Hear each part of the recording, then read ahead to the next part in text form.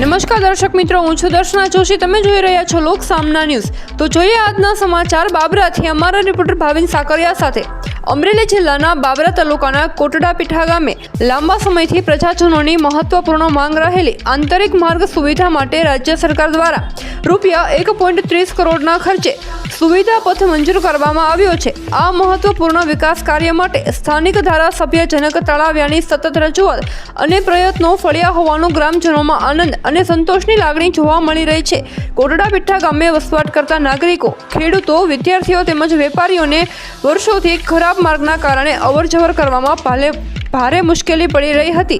ખાસ કરીને વરસાદી ઋતુ દરમિયાન કાચા તથા જર્જરિત રસ્તાઓના કારણે રોજિંદા આવનગમન, શાળા, કોલેજ, આરોગ્ય સેવા તથા ખેતી સંબંધી વાહન વ્યવહારમાં અસરગ્રસ્ત થતો હતો. આ સમસ્યાને ધ્યાનમાં રાખી ધારાસભ્ય જનક તળાવિયાએ સરકાર સમક્ષ વારંવાર રજૂઆત કરી હતી. ધારાસભ્ય જનક તળાવિયાની સક્રિય આગેવાની અને વિકાસલક્ષી અભિગમના પરિણામે રાજ્ય સરકારે રૂપિયા 1.30 કરોડના ખર્ચે આધુનિક સુવિધાઓથી સજ્જ સીસી રોડને મંજૂરી આપી છે.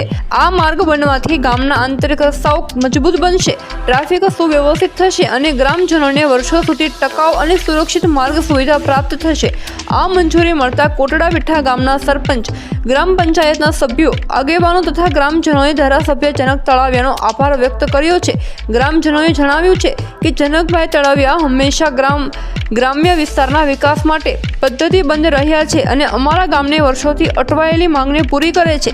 ધારાસભ્ય જનક તળાવિયાએ આ પ્રસંગે જણાવ્યું હતું કે મારા વિસ્તારના દરેક ગામના મૂળભૂત સુવિધાઓ પહોંચે તે મારી પ્રથમ પ્રાથમિકતા છે. કોટડા પીઠા ગામે મંજૂર થયેલી આ સીસી રોડના ગામની સર્વાંગી વિકાસમાં મહત્વપૂર્ણ ભૂમિકા ભજવશે.